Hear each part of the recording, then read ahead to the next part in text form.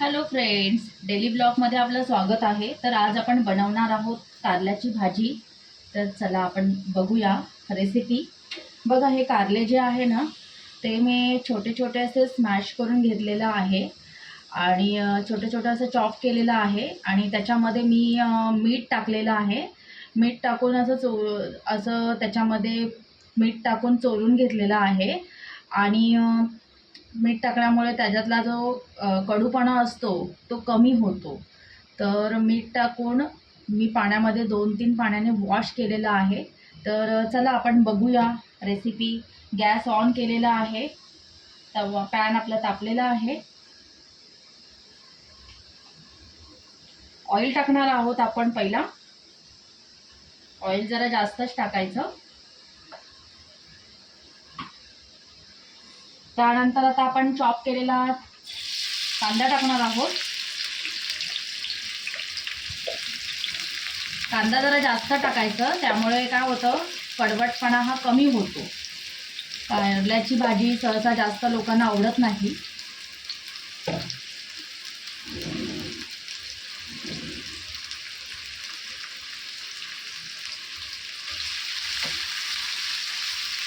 चला आता आपण त्याच्यामध्ये थोडंसं मिरच्या चॉप केलेल्या आहेत, मिरची टाकणार आहोत। त्यानंतर आता आपण थोडं लसूण टाकणार आहोत।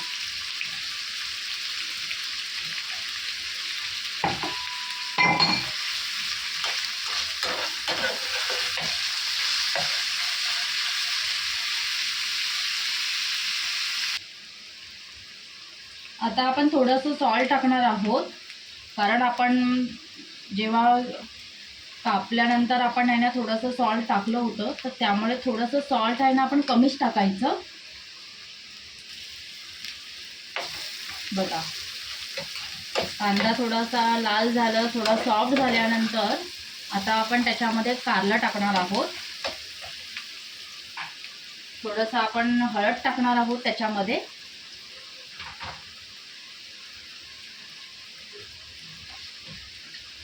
आणि थोडीशी आपण साखर टाकणार आहोत, थोडीशी चिमूटभर साखर टाकायची। आणि हे कारलं आहे ते आपण चॉप केलेलं आहे, तर कारला ह्यामध्ये टाकणार आहोत।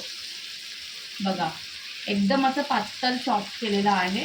मिठामध्ये आपण हे करून बघा,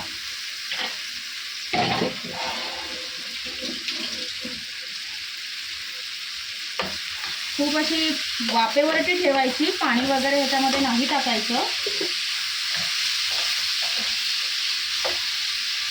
वाफेमध्ये 10 मिनिटं ठेवली ना, कुरकुरीत करायची, त्यामुळे ती कडू जास्त लागत नाही। बघा, असा छान असा रंग आलेला आहे।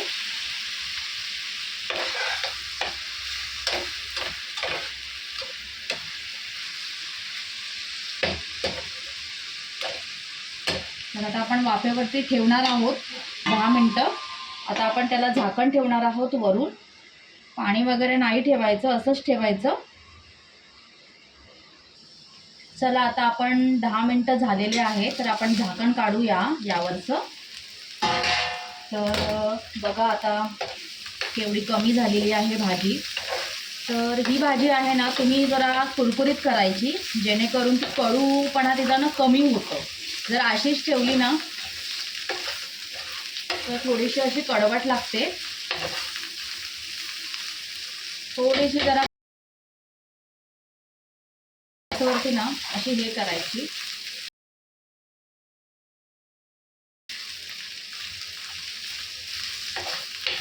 नाहीतर ती कडू लागते।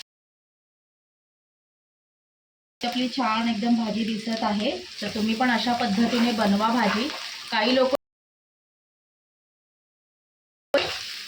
मी ओला खोबरा आता माझ्याकडे नाही होतं म्हणून मी नाही टाकलं।